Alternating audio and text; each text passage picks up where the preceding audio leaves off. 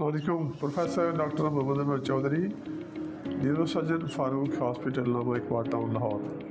आज हम बात करेंगे ब्रेन हेमरेज के बारे में, ब्रेन स्ट्रोक के बारे में। जो ब्रेन में ब्लड वेसल का फट जाना और क्लॉट का जमा हो जाना, इसको ब्रेन हेमरेज कहते हैं। और इसकी जो 3 बड़ी वजूहात होती हैं। नंबर 1, अगर बीपी हाई हो इंसान का और वो उसका इलाज ना करा रहा हो। नंबर 2, अगर डिस्प्लेन वगैरह ज़रूरत से ज़्यादा खा रहा हो, पता करने वाली गोलियाँ। और तीसरी वजूहात वो है कि जिसमें शरियाने बाई बर्थ उसमें प्रॉब्लम होती हैं, उसके कई अबनॉर्मैलिटीज़ होती हैं, जिसमें एक को एनेरिज्म बोलते हैं, एक में एवीएम बोलते हैं। इस तरह की जब प्रॉब्लम हो तो उसमें शरियान वो फट जाती है, लेकिन शरियान बाई बर्थ ही या बचपन से ही उसकी वीक होती है। तो तीनों सूरतों में जो भी हो, जब अगर ब्रेन हेमरेज हो जाती है तो उसमें इंसान को अलामतें ये हैं कि अचानक सर में दर्द, उल्टियाँ ये शुरू हो जाएगा और सम टाइम इंसान बेहोश भी हो जाएगा।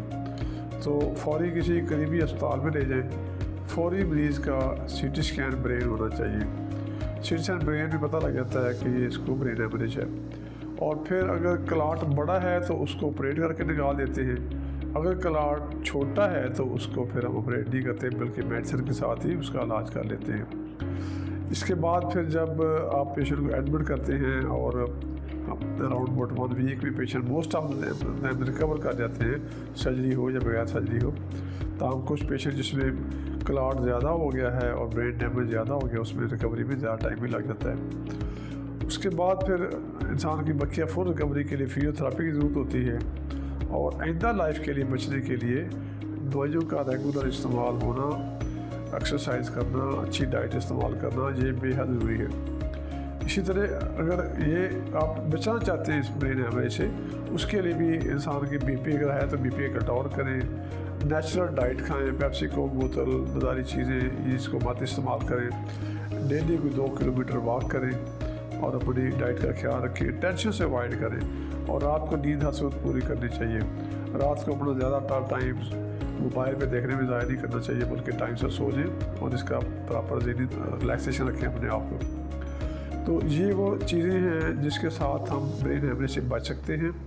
और अपने अगर खुदा न खासा ब्रेन हेमरेज हो जाए तो फिर उसका टाइमली इलाज करा के हम इसका इलाज भी कर सकते हैं।